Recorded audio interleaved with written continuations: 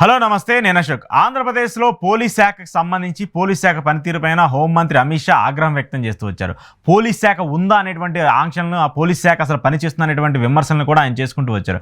మెయిన్గా గతంలో మనం చూస్తూ వచ్చాము, ఆంధ్రప్రదేశ్ పోలీస్ శాఖకు సంబంధించి చివరి స్థానం రావటము, వాళ్ళ ర్యాంకింగ్స్లో కూడా ఆంధ్రప్రదేశ్ పోలీసుల పనితీరు దారుణంగా ఉండటము, ఇక్కడ రెడ్ బుక్ అనేటువంటి ఒక పేరును చూపించి మిగతా వ్యక్తుల్ని, అలాగే ఎవరైతే ప్రభుత్వానికి వ్యతిరేకంగా మాట్లాడినటువంటి వ్యక్తులందరినీ కూడా కక్షపూరితంగా తీసుకున్నటువంటి అంశాలు కావచ్చు, వీటన్నిటినీ కూడా గతంలో పోలీస్ శాఖ పైన వివిధ రకాలుగా విమర్శలు వస్తూ ఉన్నాయి. వివిధ రకాలుగా దానికి సంబంధించిన పనితీరు మీద కూడా విమర్శలు చేస్తూ వచ్చారు. కేంద్ర ప్రభుత్వం సైతం కూడా పోలీస్ శాఖకు సంబంధించిన పనితీరును కూడా ప్రశ్నిస్తూ వచ్చింది. ఆంధ్రప్రదేశ్ పోలీసులు ఎంత గొప్పగా, ఎంత గర్వంగా ఎవరు చెప్తే పని చేస్తున్నారో కూడా అర్థమవుతూ వచ్చింది. అయితే ఇటీవల మరొక పోలీస్ శాఖకు సంబంధించి పోలీసుల పనితీరుపైన మరొక రిపోర్ట్ని కేంద్ర ప్రభుత్వం బయట పెడుతూ వచ్చింది. సాక్షాత్తు హోంమంత్రి ఆఫీస్ నుంచి హోంమంత్రి అమిత్ షానే ఒక లేఖను కూడా రిలీజ్ చేస్తూ వచ్చారు. అయితే ఈ లేఖ ఏంటంటే, ఈ లేఖ సారాంశం ఏంటంటే, ఆంధ్రప్రదేశ్ పోలీసులకు సంబంధించి ఆంధ్రప్రదేశ్ పోలీసులు పనితీరుకు సంబంధించిన అంశం మీద ఎలాంటి రెస్పాన్స్ ఉంది, ఎవరైనా సమస్యలో ఉంటే, ఎవరైనా ఇబ్బందుల్లో ఉంటే వాళ్ళు పోలీసులకు ఫోన్ చేస్తే ఎంత ఫాస్ట్గా వాళ్ళు రియాక్ట్ అవుతున్నారనేటువంటి అంశానికి సంబంధించినటువంటి నివేదికని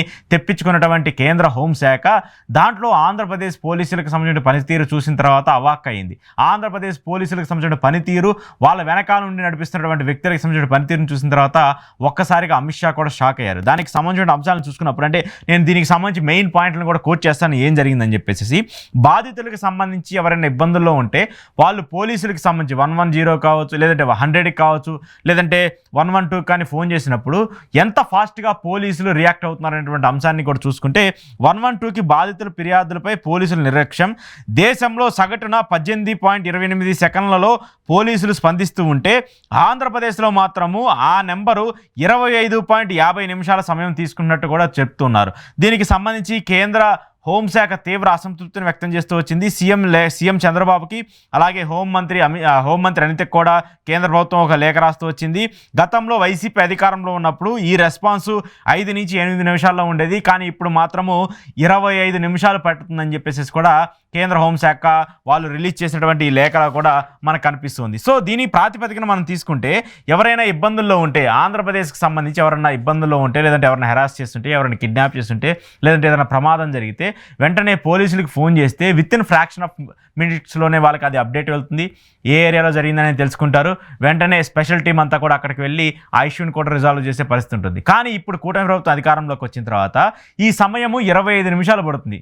ఆన్ యావరేజ్గా 25 నిమిషాలు దాటితే తప్ప పోలీసులు దాని మీద స్పందించట్లేదు, పోలీసులు దాని మీద రియాక్ట్ అవ్వట్లేదు, రియాక్ట్ అయ్యి దాని మీద ముందుకు వెళ్ళినటువంటి సిచ్యువేషన్ కనిపిస్తుంది. గతంలో జగన్మోహన్ రెడ్డి అధికారంలో ఉన్నప్పుడు 5 నుంచి 8 నిమిషాల్లోనే ర్యాపిడ్గా పోలీసులు అందరూ స్పందించేవాళ్ళు, పోలీసులకు సంబంధించిన పనితీరు ఉండేది, పోలీసులు కూడా వెంటనే రియాక్ట్ అయ్యేవాళ్ళు. ఏదన్నా హత్య జరిగినా, లేదంటే ఏదైనా ఆత్మహత్య జరిగినా, లేదంటే ఎవరైనా అటాక్ చేసినా, మహిళలకు సంబంధించిన సెక్యూరిటీ అయినా, లేదంటే నైట్ టైంలో ఎవరైనా కిడ్నాపులు జరిగినా, వీటన్నిటినీ కూడా స్పెషల్గా ఫాస్ట్గా రియాక్ట్ అయ్యేటువంటి ఒక మోడ్ కూడా చూస్తూ వచ్చాము. గతంలో దిశ యాప్ లాంటి దాన్ని కూడా తీసుకొచ్చి వచ్చారు. వాళ్ళంతా కూడా దాన్ని దిశ యాప్లో ఎవరైనా మహిళలకు సంబంధించి ఇబ్బంది జరుగుతుంటే వాళ్ళ ఫోన్లో యాప్ డౌన్లోడ్ చేసుకుంటే డబుల్ క్లిక్ చేస్తే వెంటనే పోలీసులందరూ అక్కడికి వెళ్ళి ఆ బాధితురాల్ని కాపాడేటువంటి చర్యలు ఉండే. దాన్ని కంట్రోల్ రూమ్ కనెక్ట్ చేస్తూ వచ్చారు, ఆ యాప్కి సంబంధించిన డేటా అంతా కూడా. వీటన్నిటిని కూడా మనం చూస్తూ వచ్చాము. సో అలాంటిది గత ప్రభుత్వానికి సంబంధించిన పోలీస్ శాఖ పనితీరు, ఈ ప్రభుత్వానికి సంబంధించిన పోలీస్ శాఖ పనితీరు చూసుకుంటే ఖచ్చితంగా చాలా అంటే చాలా డిఫరెన్స్ కనిపిస్తుంది. మొన్న నేను ఇందాక చెప్పినట్టు ఏదైతే పోలీసులకు సంబంధించిన పనితీరులో కూడా ఇదే నెగిటివ్ రెస్పాన్స్తో వచ్చింది. ఇక్కడ కక్షపూరితంగా కక్ష సాధింపు చర్యలకి పాల్పడే విధంగా పోలీసులు కూడా కేసులు పెడుతున్నారని చెప్పేసి కూడా మాట్లాడుతూ వస్తున్నారు. సరే, నేను పోలీసులను కూడా ఖచ్చితంగా తప్పుపట్టను. పోలీసులకు చేతుల్లో కూడా ఏం లేదనేది కూడా మనకు అర్థమవుతుంది. కొంతమంది వ్యవస్థ, కొంతమంది వ్యక్తులు వాళ్ళు ప్రెజర్స్ చేసి వాళ్ళని బలోపేతం పెట్టి, లేదంటే వాళ్ళని బలవంతంగా ఈ వ్యక్తిని మీరు అరెస్ట్ చేయండి, ఈ వ్యక్తిని తీసుకొచ్చి జైల్లో పెట్టనంటే వాళ్ళు పెట్టక తప్పని పరిస్థితి. ఏం చేస్తారు? అధికారులు చెప్తున్నారు, పైన ఎస్పీలు చెప్తున్నారు, లేదంటే దానికి సంబంధించిన డీజీపీలు చెప్తున్నారు, లేదంటే మంత్రులు చెప్తున్నారు, ఆ జిల్లాకి సంబంధించిన కీలక నేతలు చెప్తున్నారు. కాబట్టి వాళ్ళకు అనుసరణలోనే పోలీస్ శాఖ కూడా నడుస్తుంది. కాబట్టి వాళ్ళు కూడా ఏం చేయలేని పరిస్థితి. కానీ ఇప్పుడు చివరగా ఆ మచ్చ ఎవరికి వచ్చింది? ఆంధ్రప్రదేశ్ పోలీసులకే కదా వచ్చింది. చివరిగా ఆ అపవాదం ఎవరు మోస్తున్నారు? ఆంధ్రప్రదేశ్ పోలీస్ శాఖే కదా మోస్తుంది. గతంలో మనం గర్వంగా చెప్పుకొని, గతంలో కేంద్రం నుంచి ప్రతిష్టాత్మక అవార్డులు పొందినటువంటి పోలీస్ శాఖ ఈరోజు అట్టడుగు స్థానానికి పడిపోయిందంటే, ఈరోజు అట్టడుగు స్థానంలో నుంచుందంటే దానికి కారణం ఎవరు? వ్యవస్థలు కాదా? వ్యక్తులు కాదా? హోంమంత్రి కాదా? డీజీపీ కాదా? వీళ్ళందరే కదా బాధ్యత తీసుకోవాల్సింది. ఒక కేంద్ర హోంశాఖ ఒక రాష్ట్రానికి సంబంధించి మీ పోలీస్ శాఖ పనితీరు బాగాలేదు, వాళ్ళ రియాక్షన్ బాగాలేదు, ఎవరైనా బాధితులు ఫోన్ చేస్తే మీరు తక్షణమే స్పందించట్లేదు, అది సగటున మీ నెంబరు 25 నిమిషాలు మీరు సగటున తీసుకుంటున్నారంటే మీరు పని చేస్తున్నట్టు కాదు అని చెప్పేసి కేంద్ర హోంమంత్రి అమిత్ షా ఒక లేఖను విడుదల చేశారంటే ఎంత అద్భుతంగా ఇక్కడ మన పోలీస్ శాఖ పనిచేస్తుందో కూడా మీరు ఒకసారి ఆలోచించండి. ఇక్కడ మాత్రం పోలీస్ శాఖ చాలా బాగా పనిచేస్తుంది. అది ఎక్కడ బాగా పనిచేస్తుందంటే రెడ్ బుక్లో మెన్షన్ చేసినటువంటి కొంతమంది వ్యక్తుల్ని, రెడ్ బుక్లో మెన్షన్ చేసినటువంటి ఆ పేర్లను తీసుకొచ్చి వాళ్ళందరినీ ఈరోజు అరెస్ట్ చేయండి, లేదంటే వాళ్ళందరూ ఒక గంటలో అరెస్ట్ చేయండి, ఫ్యాబ్రికేటెడ్ కేసులు పెట్టండి, ఏదైనా సెక్షన్లు పెట్టేసేయండి, ఉన్న కేసుని లేని కేసుని పెట్టేసి వాళ్ళందరినీ తీసుకొచ్చి జైల్లో పెట్టి చిత్రహింసలు పెట్టి పనిష్మెంట్లు ఇచ్చి 3rd డిగ్రీలు అప్లై చేయండి అని చెప్పేసి చెప్తే మాత్రము పోలీస్ శాఖ చాలా ఫాస్ట్గా రెస్పాండ్ అవుతుంది. పోలీస్ శాఖ చాలా అగ్రెసివ్గా రెస్పాండ్ అయ్యి వాళ్ళందరినీ కూడా తీసుకెళ్లి అరెస్ట్ చేసి జైల్లో పెట్టేటువంటి పరిస్థితి కనిపిస్తుంది. ఇన్ఫ్యాక్ట్ ఈ కూటమి ప్రభుత్వం అధికారంలోకి వచ్చిన తర్వాత ఆంధ్రప్రదేశ్లోనే 1000కి పైగా మహిళలకు సంబంధించిన అత్యాచార కేసులు, బలవన్మరణాలు, అలాగే వాళ్ళని చంపేసేటువంటి సిచ్యువేషన్ ఉన్నటువంటి ఇష్యూస్ అన్నిటిని కూడా మనం చూస్తున్నాం. మరి లా అండ్ ఆర్డర్ కంట్రోల్లో ఉందా? లా అండ్ ఆర్డర్ కంట్రోల్లో ఉందని చెప్పేసి గొప్పగా చెప్తున్నటువంటి చంద్రబాబు నాయుడు గారు కావచ్చు, హోంమంత్రి అనిత గారు కావచ్చు, కేంద్ర హోంమంత్రి ఇచ్చినటువంటి లేఖకు సంబంధించి స్పందిస్తారా?